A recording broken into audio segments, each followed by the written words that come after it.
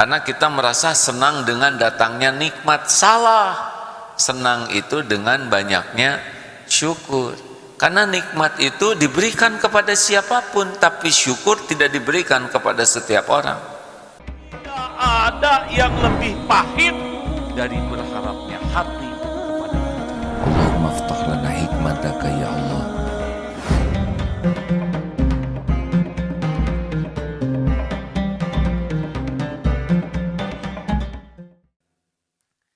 Siapapun yang tidak pernah belajar ilmu ikhlas dan tidak pernah bermujahadah untuk menjadi orang ikhlas, berarti kita harus siap amal kita na'udzubillah tidak diterima.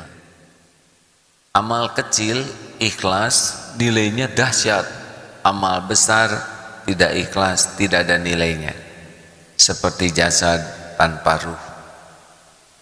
Ini serius.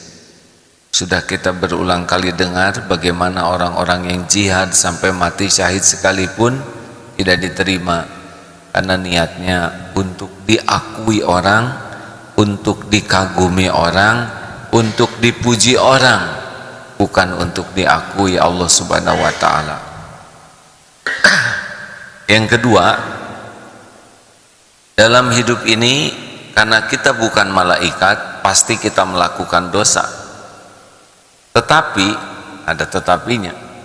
Dosa yang sudah terjadi kemudian segera bertobat dengan sebenar-benar tobat, innallaha yuhibbut tawwabin wa yuhibbul mutatahhirin.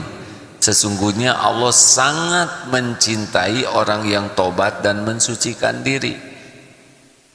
Kita taat tidak pernah tobat, ada yang berdosa tapi senantiasa bertobat, bisa jadi yang lebih dicintai Allah yang banyak tobat. Bukan taatnya yang jelek itu, yang jelek itu tidak tobatnya. Karena disebutkan dalam surat Al-Hujurat ayat 11, wa man lam yatub fa ulaika humuz zalimun.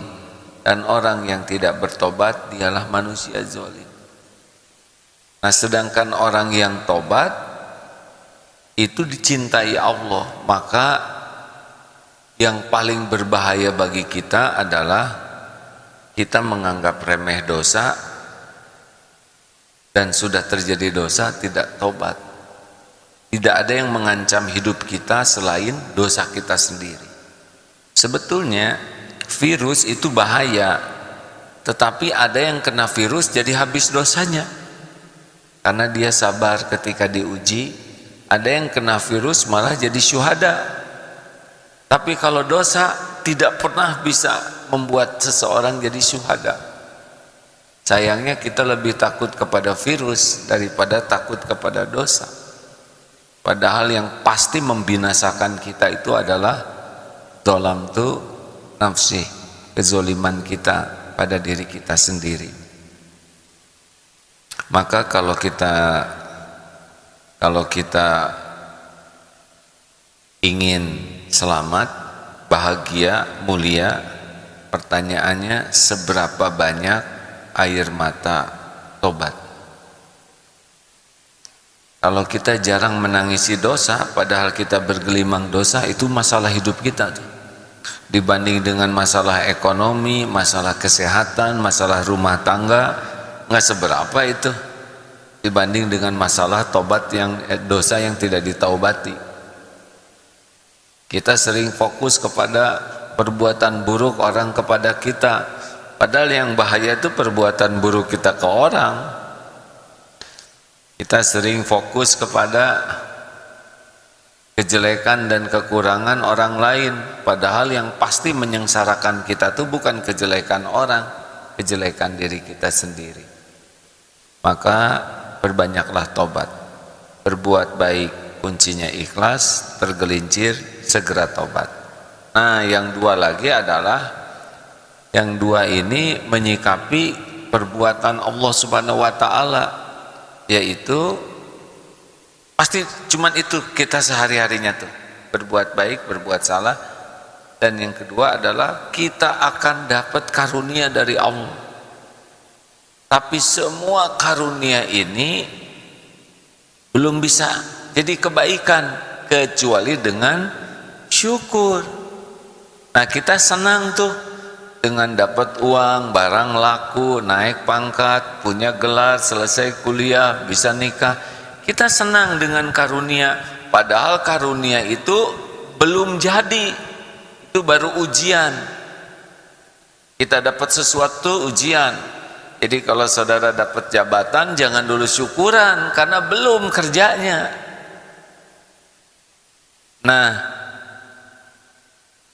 jadinya kebaikan atas nikmat itu kalau syukur. Jadi orang yang paling dapat banyak kebaikan bukan yang paling dapat nikmat. Yang paling dapat banyak kebaikan adalah yang paling syukur. Ini persepsi ini penting nih hadirin. Karena kita merasa senang dengan datangnya nikmat. Salah. Senang itu dengan banyaknya syukur. Karena nikmat itu diberikan kepada siapapun, tapi syukur tidak diberikan kepada setiap orang. Penjahat saja dikasih itu kenikmatan dunia, ya kan? Harta, pangkat, jabatan, kesenangan dunia ditumpahkan, tapi tidak ada apa-apanya kalau tidak punya syukur. Nah, makanya syukur itu menjadi wajib bagi orang yang ingin hidup dalam kebaikan. Jadi makanan, nah seperti ini Allah memberikan minum. Ini alhamdulillah, tapi ini belum jadi kebaikan. Karena kambing minum, monyet minum, kucing minum, kita minum. Kalau kita nggak pakai syukur, ya apa bedanya kita dengan kancing? Kancing itu kambing digabung dengan kucing. Pakai masker begini, saya tetap bisa tahu saudara ketawa dari mana, matanya jadi merem ya. Dan yang keempat adalah kita ini walanabluwannakum bisyai', pasti akan diuji oleh Allah dengan sedikit. Sedikit toh hadirin.